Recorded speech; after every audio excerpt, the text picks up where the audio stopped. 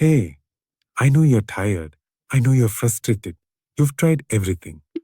And still, it feels like you're getting nowhere. But before you quit, before you close the book on this dream, this project, this version of yourself, hear me out. You're not failing. You're learning. You're not weak. You're human. You're not alone. You're just not talking about it. We live in a world that worships results but ignores the process.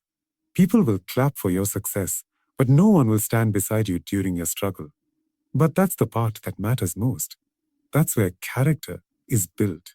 That's where clarity comes. So if you feel like quitting, take a pause. Rest, breathe, cry if you have to. But don't quit. Not yet. You may be just one more try away from your breakthrough. One more pivot away from clarity. One more honest conversation away from peace. And sometimes, life tests you the hardest right before it gives you the thing you've been fighting for. This pain, it's temporary. This faith, it will pass. But quitting, that stays. So don't make a permanent decision for a temporary emotion. You've come this far. You've survived 100% of your worst days. Don't walk away before the miracle happens. You owe it to yourself to stay just a little longer. You're not failing your learning. It doesn't feel like that when everything's falling apart, does it? When you've put your time, your heart, and maybe even your identity into something, and it's just not working out, it feels like failure. Like the world is sending you a clear message. You are not good enough. But that message is a lie. What's actually happening is feedback. Feedback that comes in the form of resistance, rejection, or delay. And that feedback is your best teacher, even though it rarely comes in a language we want to hear. We are raised to think of failure as an ending. School teaches us that failing a test means we're not smart. Society teaches us that failing in business means we're not capable. Relationships that don't work out get labeled as a failures, even when they were full of growth. But in truth, failure isn't the opposite of success. It's the path to it. No one who's ever succeeded at anything meaningful did it without a few bruises, broken plans, or nights full of self-doubt. Here's the trap. When you equate failure with your identity, it paralyzes you. My failure becomes I am a failure. That's where people get stuck. But learning to separate your results from your worth is one of the most powerful shifts you can make. You failed at a task, not at life. You messed up a pitch, not your entire career. You lost a relationship, not your ability to love. There's a difference. And the sooner you learn to see it, the more power you regain. Every failed attempt is collecting data. It's showing you what doesn't work, what needs adjusting, what you didn't know yet, and what might be holding you back from the version of yourself you're trying to be. Think about it like building muscle. The discomfort, the soreness, the strain, that's not the body breaking. That's it rebuilding. Failure is your emotional equivalent of that stress. If you push through it with awareness, you don't just recover, you grow. Also, consider how much you've already learned through what didn't work. Maybe you've learned who you can trust. Maybe you've learned your tolerance for stress, your true interests, or the limits of your current knowledge. You might not have a win to show yet, but you've gained experience, and that's more valuable than any textbook. Real learning doesn't happen in theory. It happens in the mess, the chaos, the confusion. And sometimes we fail not because we weren't good enough, but because we were growing into someone better. You weren't ready yet. You didn't have the discipline, the focus, or the insight yet. But every failed attempt, every closed door, every no was quietly shaping you into the person who will eventually handle the yes. Not everything is meant to work immediately. Growth requires time, and learning often disguises itself as struggles. So don't label yourself a failure just because something didn't go your way. The world is filled with successful people who have failed their way forward, who made mistakes, got rejected, lost money, were laughed at, and still got up one more time than they fell. They didn't quit because they knew something important. The process of learning looks a lot like the process of failing, until one day it doesn't. You're not alone, even though it feels like you, especially when you're in the middle of something difficult, when things aren't going according to plan and everyone around you seems to be moving forward while you're stuck. That isolation? That voice that says, nobody else feels this way, or what's wrong with? That's the loneliest voice in the world. But it's lying. Because what you're going through, others are too. They just aren't talking about it. We live in a world that rewards filters over truth. People post their wins, not their worries. They show their highlight reel, not the scenes filled with doubt. tears, and late-night anxiety. So of course you feel like you're the only one drowning. Everyone else is smiling in photos, announcing promotions, starting relationships, launching businesses. And here you are, just trying to get out of bed. But behind the scenes, most people are fighting their own silent battles. You just can't see. The truth is, people rarely open up when they're in pain, because there's shame attached to it. There's this irrational fear that admitting you're struggling means you're weak, or that people will think less of you. So we put on a brave face, say we're fine, and quietly break inside. But the irony is, everyone's doing that. Everyone is pretending they're okay because they think everyone else is okay. That's a cycle. That's why the loneliness feels real. But you're not as alone as you think. The world is filled with people who know exactly what you're going through, not theoretically, not from a distance, but because they've felt it. They've been through sleepless nights, broken plans, lost relationships, failed ventures, identity crises, and days where hope was a foreign language. They're out there. And if you opened up just a little, you'd be surprised how many people say, "Hey, me too." Sometimes all it takes is one honest conversation to break the illusion. One friend who listens without judgment. One moment of vulnerability where you let yourself be seen, not for your achievements, but for your truth. And in that space, healing begins. You realize connection doesn't come from being perfect. It comes from being real. We connect over shared struggles, not polished exteriors. And here's something strange. Often the people who look the strongest, who seem the most put together, are the ones holding the most in. You think they figured it all out, but they're walking around with the same questions, the same fears. Some people get good at hiding pain because they've had years of practice, but that doesn't mean they're not feeling it. So never assume you're the only one with a heavy heart. If you're in a dark place right now, I want you to know someone has been there. Someone has been there. Someone has gotten out of it. And someone is currently going through it alongside you. They may not be in your room, your circle, or even your city, but they exist. You're part of a bigger human story than you realize. One that's filled with silent courage, invisible strength, and countless untold stories of survival. So before you retreat into silence, before you convince yourself that no one would understand, pause. Remind yourself that this feeling, this aloneness is real, but not true. You are not strange for struggling. You are not weak for hurting. You are not alone for feeling alone. Society praises results, not effort. We live in a world that claps when the scoreboard lights up, but stays silent during practice. It celebrates the medal, not the mornings you got up at 5 a.m. to train in silence. It admires the best-selling book, not the 100 drafts that were thrown away. That's the culture we live in. One that loves the outcome, but rarely values the process. And that creates pressure. It makes you believe that if you don't have something to show for your struggle was a waste. But that's not the truth. This obsession with success metrics, views, followers, promotions, awards, has created a false idea that unless something proves your worth, it doesn't count. So we end up hiding the things we're working on quietly, ashamed that they're not big enough yet. We quit things too early because they're not giving us instant validation. But here's the problem. Everything meaningful in life takes time, and effort always comes first. Results come later, sometimes much later.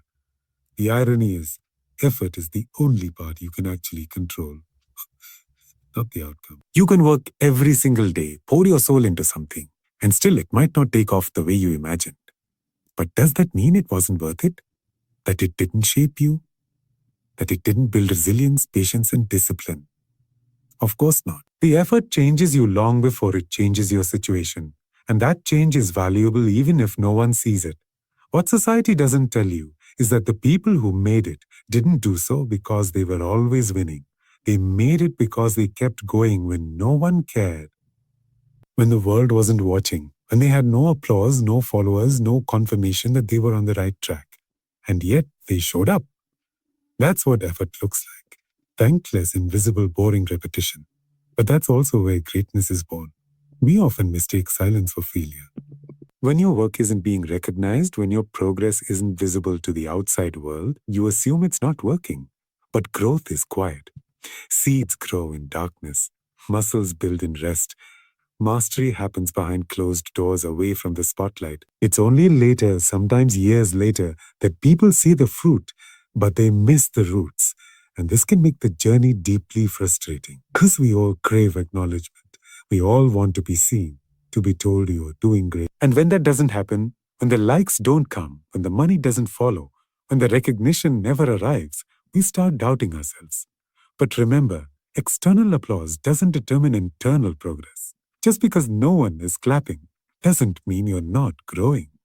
There's a quiet dignity and effort in showing up every day, not for the result, but for the person you're becoming. And while the world may never fully see the work you put in, you will know, you'll feel it in how you carry yourself, how you think, how you react, how you move forward. That's the reward. Not the applause, but the evolution.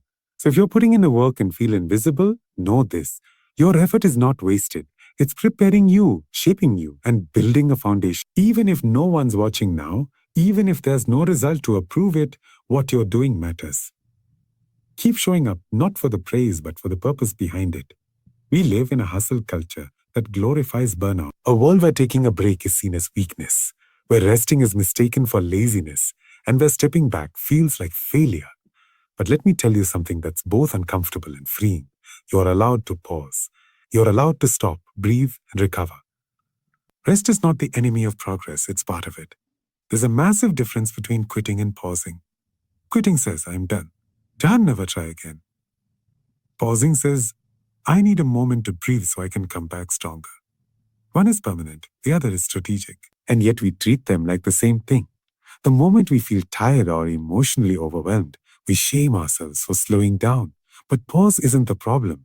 The pressure to never pause is. You're not a machine. Even machines shut down for maintenance. Why do we expect ourselves to keep going with no break? No sleep, no peace. The mind burns out. The body gives up. And when you ignore those signals, they don't go away. They get louder. Rest isn't a luxury. It's survival. It's wisdom. It's self-respect. Think about athletes. They don't train 24/7. They have rest days, recovery phases, off seasons. Why? Because growth doesn't only happen during effort. It also happens during recovery. The same applies to your dream, your goals, your personal growth. And sometimes the most productive thing you can do is stop, not forever. Just long enough to reset. But society rarely teaches us that. It praises those who grind through exhaustion, who never take a day off, who are always on. That looks admirable from a distance. But up close, it's often unsustainable. You burn out, break down, or become numb to the things you once loved. And the sad part, you start thinking that's normal. It's not.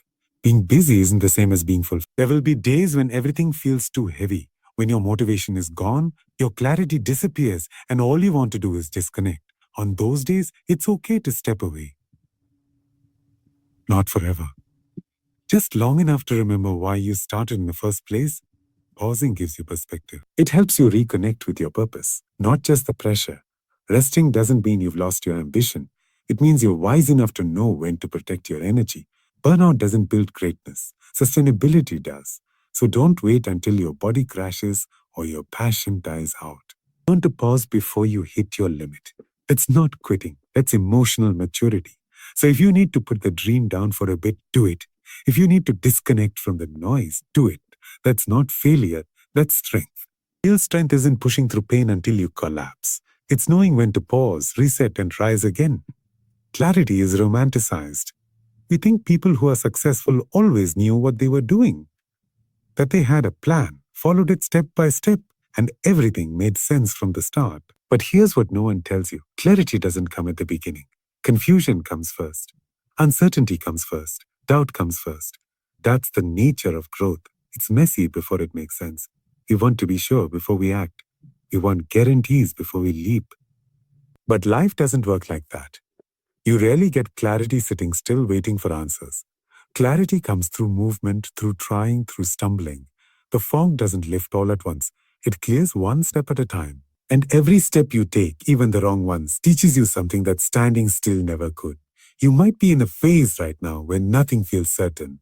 Maybe you're questioning your job, your relationships, your goals, even your identity. It feels like everything is up in the air. That's not a sign you failed.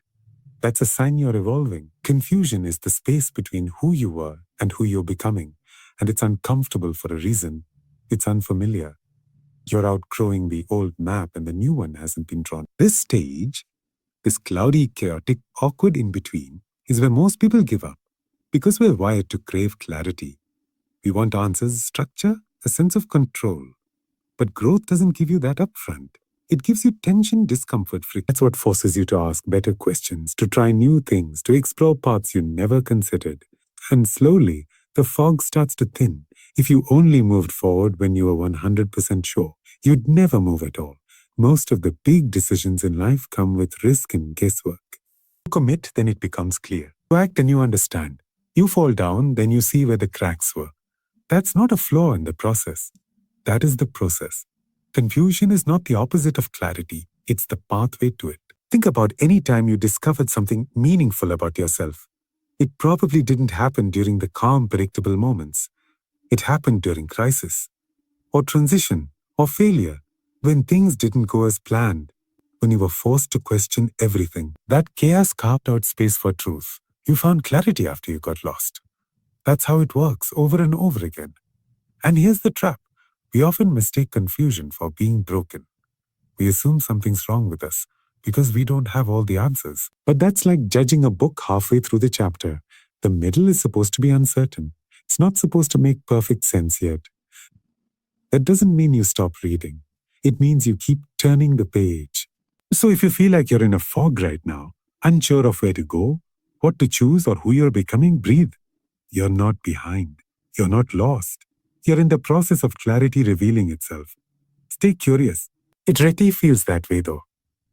When you've been working at something for weeks, months, maybe even years, and nothing seems to be happening, it's easy to convince yourself you're far behind, that you've missed the mark, that other people have moved past you, and you're stuck in the same place. But progress doesn't always look like motion.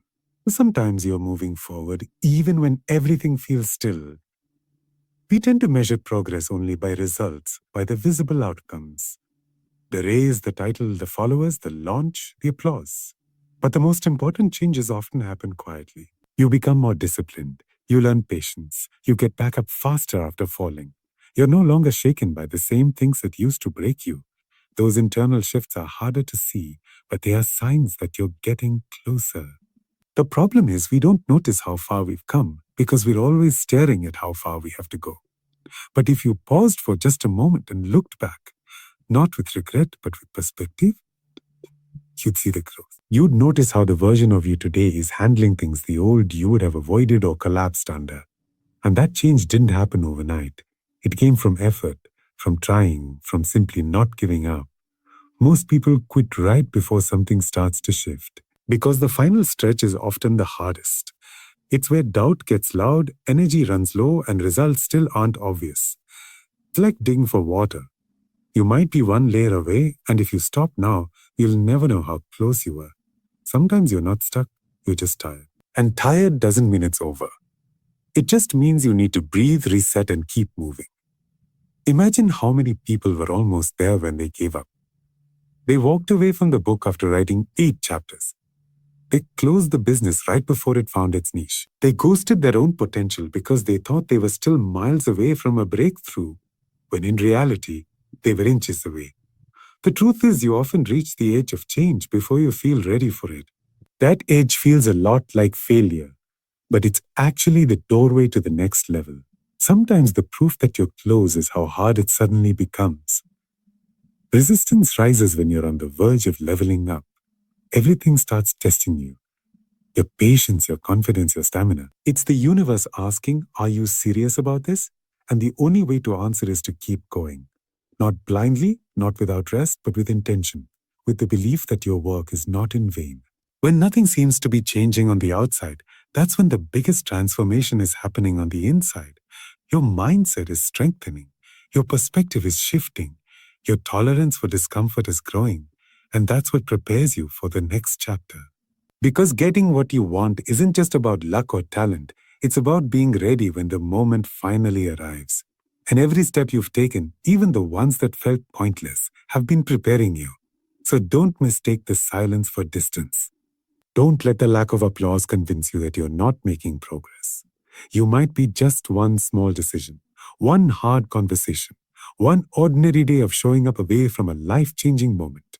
You're closer than you think. Keep going. Growth feels like pain before it feels like progress. That's the uncomfortable truth most people don't talk about. Everyone loves the idea of growth, becoming better, wiser, stronger. But the part before that, the breaking, the confusion, the doubt, that's where most people want to fast forward. Because growth isn't glamorous when it's happening. It's not motivational quotes and morning routines. It's restlessness. It's facing things you've been avoiding. It's questioning the stories you've told yourself for years.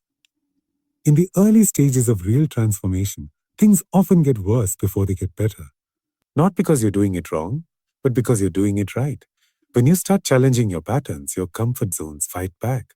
Your mind resists, your body protests, your environment starts to shift. And in that chaos, you start to think, maybe this isn't for me. But what you're really feeling is the weight of old skin trying to shed. It hurts to outgrow who you used to be. It hurts to admit that things you once believed in no longer fit the person you're becoming. That certain friendships, jobs, mindsets, or even dreams have expired. Growth demands letting go. And letting go is grief. Even if you're moving towards something better, there's pain in releasing what was familiar, even if it wasn't healthy. You start doubting yourself because the discomfort feels like a red flag. You think, if I'm doing the right thing, why does it feel this hard? But pain isn't always a sign to stop. Sometimes it's a sign that you're stretching. Like sore muscles after a workout. They don't mean you're injured. They mean you're expanding. That's what growth feels like. Tension, pressure, and sometimes exhaustion. No one tells you that progress is invisible for a while.